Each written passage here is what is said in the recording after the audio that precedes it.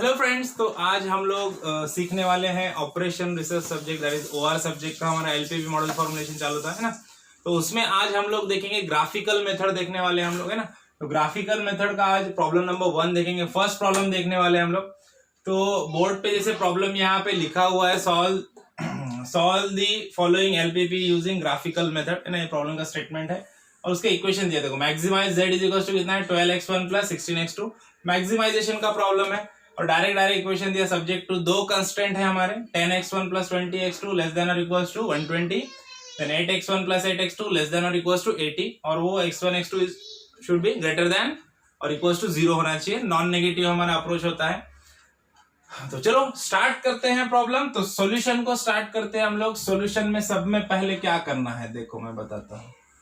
सब में पहले क्या करना है, हम लोग को कंस्ट्रेंट को लेना है, एक एक कंस्ट्रेंट को लेना है। पहला इक्वेशन क्या है हमारा, 10x1 plus 20x2 is less than और इक्वल्स टू 120, है ना। तो इसको हम लोग इक्वल्स टू में कंसिडर करेंगे यहाँ पे, है ना। यहाँ पे क्या कर देंगे, इसको हम लोग 10x1 plus 20x2 is equals to 120 हम लोग देखेंगे ना, मिनिमम वाली कंडीशन देखेंगे। इसको इक्वेशन नंबर 1 मान लेते हैं हम लोग थोड़ी देर के लिए, है ना। कंसिडर करो दिस इक्वेशन नंबर 1। अब क्या करना है, अब यहां से हम लोग को x1 और x2 के दो दो वैल्यूज फाइंड आउट करना है। तो उसके लिए क्या करेंगे हम लोग, first put x1 is equal to 0, है ना, इन इक्वेशन नंबर 1। इसमें x1 is equal to 0 put कर दो। तो देखो x1 0 पुट कर देंगे तो क्या हो जाएगा, 10 इंटू 0, 10 इंटू 0 प्लस 20 x2 इज इक्वल टू 120, है ना। तो ये पूरा टर्म 0 हो जाएगा, ये हट जाएगा, बचेगा क्या, 20 x2 इज इक्वल टू 120। तो x2 इज इक्वल टू क्या हो जाएगा, 120 डिवाइडेड बाय 20, है ना। तो यहाँ पे वैल्यू आ जाएगी x2 की 6, है ना। अब यहाँ पे हम लोग x1 है सपोज और ये है हमारा x2, ओके। तो एक छोटा सा टेबल बना लेते हैं हम लोग। देखो जब x1 की वैल्यू 0 थी तो x2 की वैल्यू कितनी मिल गई हम लोग को, x2 की वैल्यू मिल गई 6, है ना। तो अब ऐसे ही क्या करना है, जैसे हम लोगों ने x1 की वैल्यू 0 पुट की थी, अब x2 की वैल्यू 0 पुट करना है। तो देखो put x2 is equal to 0, है ना, इन इक्वेशन 1। तो देखो x2 0 पुट कर रहे हैं तो यहाँ पे 0 आ जाएगा, x2 की वैल्यू 0। तो x2 की वैल्यू 0 इस इक्वेशन में पुट करेंगे हम लोग, 10x1 प्लस 20 इंटू x2 की जगह पे क्या करेंगे 0 इज इक्वल टू 120, है ना। तो ये टर्म पूरा कैंसिल हो जाएगा, तो बचेगा क्या, 10x1 इज इक्वल टू 120। तो x1 इज इक्वल टू क्या हो जाएगा, 120 डिवाइडेड बाय 10, है ना। तो आंसर क्या आ जाएगा, 12, है ना। तो x1 की वैल्यू क्या हो गई, 12। तो देखो x2 0 है तो x1 की वैल्यू क्या बन गई हमारी, 12 बन गई, है ना। तो देखो इक्वेशन नंबर 1 से हम लोग को x1 x2 के दो दो वैल्यू मिल गए, है ना। अब ऐसे ही क्या करना है, हम लोग को इक्वेशन 2 का यूज करना है। इक्वेशन 2 से भी हम लोग को ऐसे दो दो वैल्यू निकालना है, दो वैल्यूज फाइंड आउट करना है। तो सबसे पहले इसको मैं रफ कर देता हूं।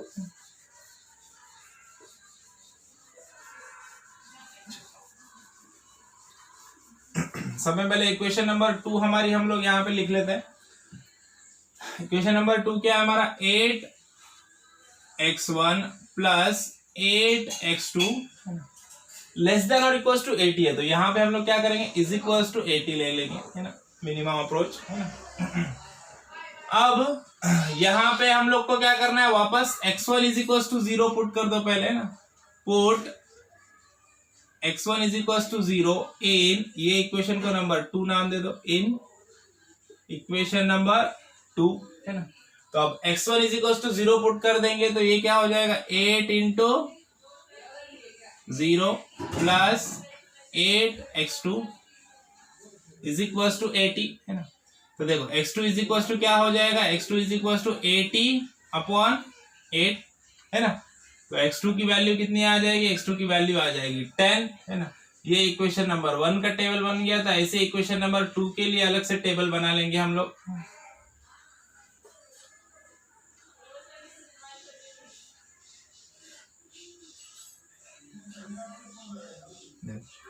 ये हमारा x1, ये हमारा x2, है ना।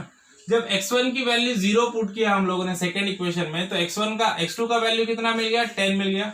अब ऐसे x2 का वैल्यू 0 पुट करेंगे हम लोग, है ना, तो क्या करेंगे, x2 इज इक्वल टू 0, है ना, put x2 is equal to 0 in equation number 2, है ना। अब देखो इक्वेशन नंबर 2 हमारी वापस से वही है, 8 into x1 plus 8 into x2 की जगह पे क्या पुट करना है, 0 इज इक्वल टू 80। तो क्या हो जाएगा, 8x1 इज इक्वल टू 80।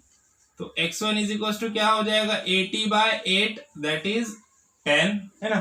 तो देखो ये वैल्यू आ गई 10 x1 की, है ना। तो अभी दो इक्वेशन से हम लोग को दो दो वैल्यूज मिल गए हैं।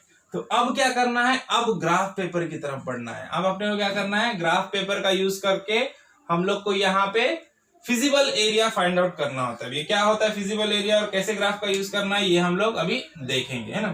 तो जो समय पहले यहाँ पे ग्राफ बना लेते हैं हम लोग, यहाँ पे ना, यहाँ पे तो ग्राफ पेपर नहीं है अपने पास, तो बोर्ड पे हम लोग एक ग्राफ बना लेते हैं हमारे यूज के लिए।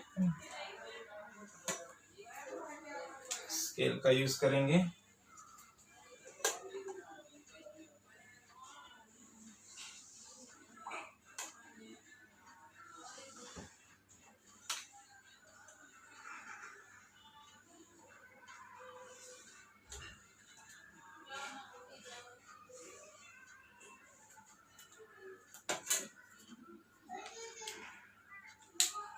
यहाँ पे सब वैल्यूज लिख देंगे हम लोग। ये है हमारा 0, ठीक है, 1 2 3 4 5 6 7 8 9 10 11 12, है ना। यहाँ पे देखो 1 2 3 4 5 6 7 8 9 10 11 12 तक ले लेंगे ना। ये आगे हमारा ये y एक्सिस, ओके। अब ऐसे ही इधर x पे देखेंगे हम लोग, यहाँ पे पॉइंट बढ़ा लेंगे, 1 2 3 4 5 6 7 8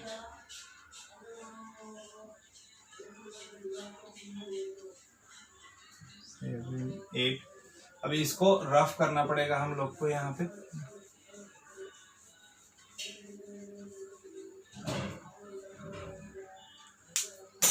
लाइन को आगे एक्सटेंड कर लेते हैं।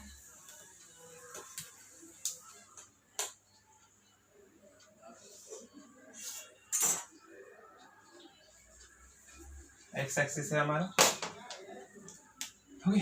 8 9 10 11 12, 9 10 11 12, राइट है। तो सभी पॉइंट अपने को मिल गए। अब क्या करना है, अब अपने को देखो इक्वेशन नंबर 1 के वैल्यूज देखो। इक्वेशन नंबर 1 के वैल्यूज देखो क्या है। सब में पहला वैल्यू क्या है, x1 0 x2 6, है ना।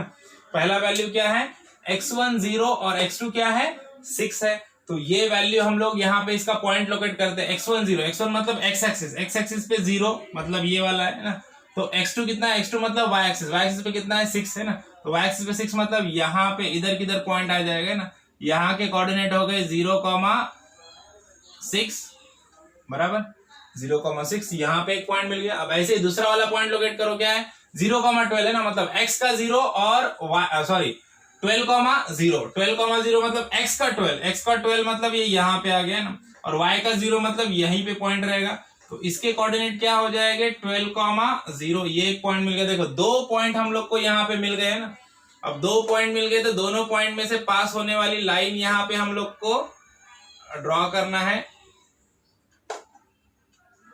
इतनी बड़ी स्केल नहीं है हमारे पास, लेकिन हम लोग इसको इस तरह से बना लेंगे।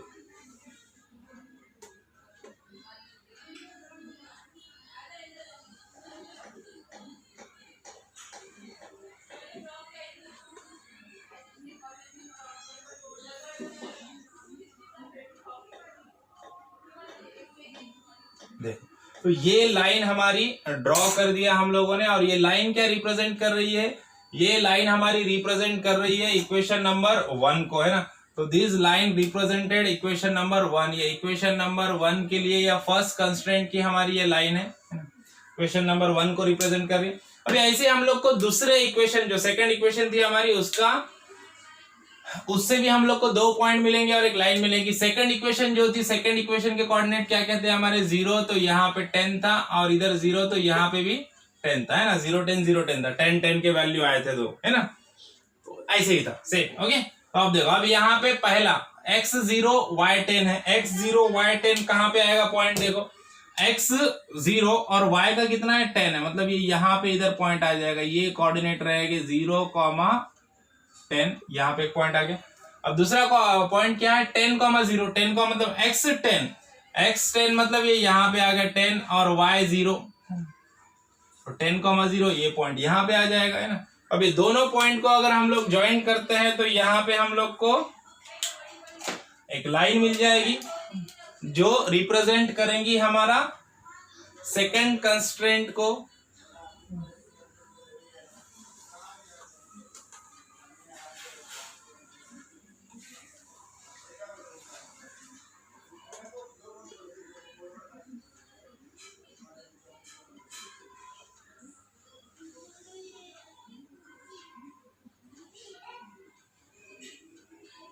ओके, तो ये वाली जो लाइन है ये रिप्रेजेंट कर रही है इक्वेशन नंबर 2 को या फिर सेकंड कंस्ट्रेंट को हमारे, है ना।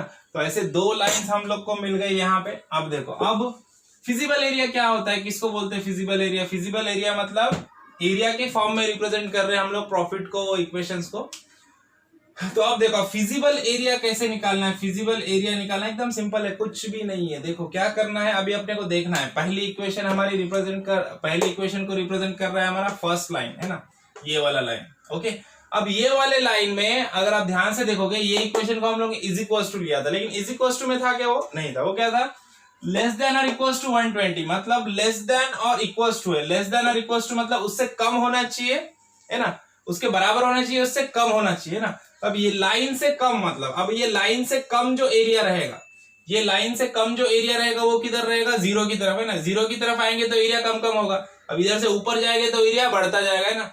तो लेस देन और equal to this line means ये लाइन से कम एरिया, लाइन से कम एरिया मतलब इधर वाला एरिया, मतलब सिंपल वर्ड में बोलूंगा तो ये जो लाइन है हमारी, ये लाइन नंबर 1 जो है, इसके नीचे का एरिया ये क्या रहेगा, लेस देन और इक्वल टू दिस इक्वेशन का जो एरिया है, फिजिबल एरिया जो रहेगा वो इस लाइन के नीचे का एरिया रहेगा, क्योंकि लेस देन और इक्वल टू है। अगर ग्रेटर देन और इक्वल टू रहता तो ऊपर का एरिया, है ना। अब लेस देन और इक्वल टू तो इसके नीचे का एरिया, क्योंकि 0 की तरफ जा रहा है तो कम हो रहा है एरिया, है ना, तो इसके नीचे का एरिया। वैसे ही सेकंड इक्वेशन के लिए भी क्या है, लेस देन और इक्वल टू, है ना। अब लेस देन इक्वल टू मतलब ये जो सेकंड वाली लाइन है हमारी, ये सेकंड वाले लाइन के नीचे वाला एरिया, है ना, ये वाला एरिया क्या रहेगा, फिजिबल एरिया रहेगा सेकंड इक्वेशन के लिए, है ना। लेकिन हम लोग को इंडिविजुअल अलग अलग इक्वेशन देखना है क्या, this constraint subject to this 2 equation, मतलब दोनों का मिक्सचर देखना है। अब अपने को ऐसा देखना है कि दोनों लाइंस को मिलाने के बाद जो फिजिबल एरिया बनेगा वो, मतलब अगर मैं बोलूं ये लाइन के नीचे का एरिया मतलब ये वाला एरिया है, मैं पहले जो फिजिबल एरिया है उसको हैचिंग लाइन मार देता हूं, फिर अपने को अच्छे से समझ में आएगा। जो फिजिबल एरिया है उसको हैचिंग लाइन से मैं रिप्रेजेंट कर देता हूं।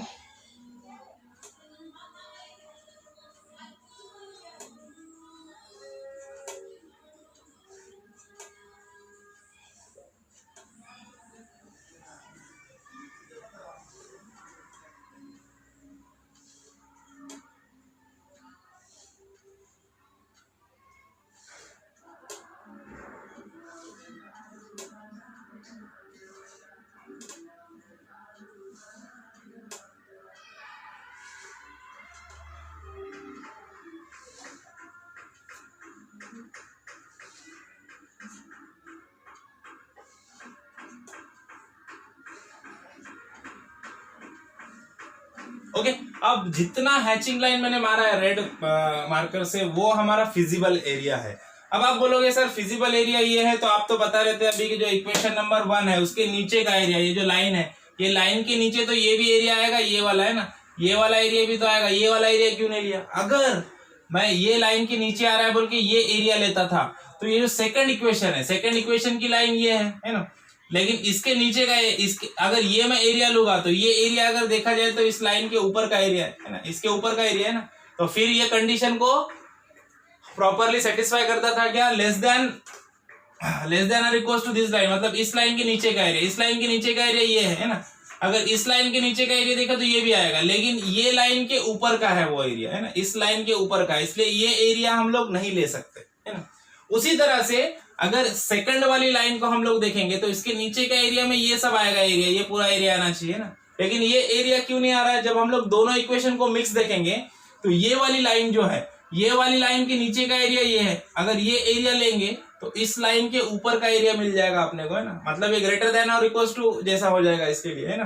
तो वैसा है क्या? यहाँ पे नहीं है, तो लेस देन इक्वल टू मतलब इस लाइन के नीचे आना चाहिए एरिया, है ना, इस लाइन के भी नीचे आना चाहिए, इस लाइन के भी नीचे आना चाहिए, ऐसा नहीं होना चाहिए इस लाइन के नीचे इसके ऊपर, ऐसा है क्या? नहीं, है ना। वैसा कब होता था? जब इसका लेस देन और इक्वल टू रहता था और इसका ग्रेटर देन और इक्वल टू रहता था, तो दो लाइन के बीच में का एरिया आता था, है ना। अभी यहाँ पे क्या है? दोनों भी इक्वेशन के लिए लेस देन और इक्वल टू है, मतलब इस लाइन के भी नीचे आना चाहिए, इस लाइन के भी नीचे आना चाहिए, दोनों कंडीशन सेटिस्फाई होना चाहिए। तो ये लाइन के नीचे है और ये लाइन के भी नीचे है ये एरिया, ओके। फिर देखो ये लाइन के नीचे है और ये लाइन के भी नीचे एरिया, ओके, मतलब ये जो एरिया है ये करेक्ट हमारा फिजिबल एरिया हम लोग को मिल गया। अब क्या करने का? जो फिजिबल एरिया हम लोग को मिल गया उसको पॉइंट दे दो, जैसे ये हमारा ए, ये इसको पॉइंट दे देंगे, ये पॉइंट है हमारा ए, सपोज यहाँ पे ये वाला पॉइंट आ गया बी, और यहाँ पे जो इंटरसेक्शन पॉइंट है इसको सी नाम दे देंगे और ये कॉर्नर के पॉइंट को डी नाम दे देंगे। देखो अब ए बी सी डी ये जो पॉलीगॉन बन गया हमारा, ये फिजिबल एरिया रिप्रेजेंट कर रहा है हमारा ग्राफ पे, हाँ, इस इक्वेशन के लिए, मैक्सिमाइजेशन ऑफ प्रॉफिट के लिए, है ना। अब ये 4 पॉइंट पे हम लोग को 4 कोऑर्डिनेट मिलेंगे x1 और x2 के, है ना। तो ये चारों कोऑर्डिनेट्स को पॉइंटली यहाँ पे लिख दो, है ना। 4 कोऑर्डिनेट्स कौन से मिल रहे हैं हम लोग को? ए पॉइंट, सब में पहले देखो पॉइंट ए, पॉइंट ए का कोऑर्डिनेट क्या है? पॉइंट ए का कोऑर्डिनेट पॉइंट है यहाँ पे 0 0। पॉइंट बी यहाँ पे, पॉइंट बी का कोऑर्डिनेट क्या है? देखो 10,0 यहाँ पे ऑलरेडी लिखा हुआ है। अब उसी तरह से पॉइंट सी के कोऑर्डिनेट अगर आप ध्यान से देखोगे, देखो अभी मैंने यहाँ पे बोर्ड पे बनाया तो प्रॉपर वैल्यू नहीं मिली है, लेकिन ये एग्जैक्टली 8 के ऊपर आएगा, है ना, और इधर से एग्जैक्टली 2 के लाइन में रहेगा, है ना। इधर से 2 रहेगा y का और इधर से x का क्या रहेगा? 8 रहेगा। एग्जैक्टली 7 और 8 के बीच में आया यहाँ पे, लेकिन 8 आएगा एग्जैक्टली, तो मैं एग्जैक्ट वैल्यू लूंगा यहाँ पे। देखो यहाँ पे वैल्यू क्या आएगी? x की कितनी आएगी? 8 और y की वैल्यू आ जाएगी 2, है ना, कोऑर्डिनेट्स यहाँ पे। जब ग्राफ पे करोगे आप तो एग्जैक्टली 8 और 2 वैल्यू मिलेगी आपको, ओके। तो 8 और 2 मिल गया। और डी पॉइंट का तो हमारा ऑलरेडी हमारे पास है 0,6। तो अब ये जो 4 पॉइंट्स मिल गए, अब ये 4 पॉइंट्स के जो कोऑर्डिनेट्स है, मतलब ये x1 और x2 के वैल्यूज है हमारे पास 4 पॉइंट्स के ना। अभी हम लोग को देखना है चारों पॉइंट के वैल्यू z के इक्वेशन में डाल के देखना है, x1 और x2 के, और चारों पॉइंट्स के लिए z की इक्वेशन बना के देखना है। और z की इक्वेशन किस लिए प्रॉब्लम? हमारा मैक्सिमाइजेशन के लिए ना। तो जो भी x1 x2 के वैल्यू, पॉइंट के वैल्यू के लिए z की वैल्यू मैक्सिमम आएगी, वो हमारा फिजिबल सॉल्यूशन रहेगा, वो x1 और x2 के हमारे करेक्ट वैल्यू रहेंगे, वो हमारा आंसर रहेगा, है ना। तो चलो करते हैं, लेट्स डू इट। तो सब में पहले क्या करेंगे हम लोग? z का इक्वेशन, सब में पहले क्या करेंगे? पॉइंट ए के लिए करते हैं। चलो पॉइंट ए के लिए, पॉइंट ए का तो है 0 0, तो अपने को पता है यहाँ पे क्या आने वाला है ना। z इज इक्वल टू क्या हो जाएगा? 12 इंटू 0, x1 की जगह पे 0 प्लस 16 इंटू 0, x2 की जगह पे भी 0, तो ये हो जाएगा आंसर 0 आ गया, है ना। अब ऐसे ही पॉइंट बी के लिए देखेंगे हम लोग। पॉइंट बी का क्या है? 10,0, तो मतलब z की इक्वेशन में यहाँ पे क्या हो जाएगा? 12 इंटू x1 की जगह पे क्या पुट करेंगे हम लोग? 10 प्लस x2 की जगह पे क्या पुट करेंगे? 0, मतलब 16 इंटू 0। देखो 16 इंटू 0 तो 0 हो गया। 12 इंटू 10 क्या हो जाएगा? 120, तो इसका आंसर आ गया 120, राइट। अब पॉइंट सी के लिए करते हैं हम लोग। पॉइंट सी देखो, पॉइंट सी के कोऑर्डिनेट क्या है? 8,2। तो यहाँ पे देखो z इज इक्वल टू, पहला क्या है हमारा? 12 x1 की जगह पे क्या आएगा? 8, 12 इंटू 8 प्लस 16 इंटू x2, तो 16 इंटू x2 की वैल्यू कितनी है? 2। तो देखो अभी यहाँ पे इसका आंसर कितना आ जाएगा? 12 8 से कितना? 96 हो जाएगा, और 16 2 से कितना होगा? 32 हो जाएगा। तो टोटल मिलाएंगे तो क्या आ जाएगा? 128 आ जाएगा, है ना। कितना आ गया? 128 8 30 96 98 और 30 मिला देंगे 128 बराबर 128 आ गया। ओके, अब ऐसे पॉइंट डी के लिए देखो, पॉइंट डी का क्या 0,6। अगेन जेड की इक्वेशन में वैल्यू पुट करो 12 इंटू x1 की वैल्यू क्या है 0 प्लस 16 इंटू x2। देखो 16 इंटू x2 कितना है हमारा 6 है, 16 इंटू 6। अब देखो इसको कैलकुलेट करेंगे, ये तो 0 होगा। 16 इंटू 6 कितना आ रहा है हमारा, 16 इंटू 6 की वैल्यू हम लोग को यहाँ पे मिल गई 96 है ना, आ गया 96 आ गया है ना। अब यहाँ पे देखोगे आप तो सब में मैक्सिमम आंसर किसका मिल रहा है, मैक्सिमम आंसर मिल रहा है हम लोग को पॉइंट सी का। तो पॉइंट सी हमारा बराबर है ये हमारा, तो ये तो फिजिबल सॉल्यूशन जो है हमारा वो x1 कितना होना चाहिए, x1 होना चाहिए 8 और x2 होना चाहिए 2 है ना। तो ये है हमारा करेक्ट आंसर, करेक्ट सॉल्यूशन है ना। तो समझ में आ गया प्रॉब्लम। देखो प्रॉब्लम समझ में आया तो लाइक कीजिए, सब्सक्राइब कीजिए और शेयर करना ना भूलिए। मिलते हैं नेक्स्ट प्रॉब्लम में, तब तक के लिए थैंक यू, बाय बाय।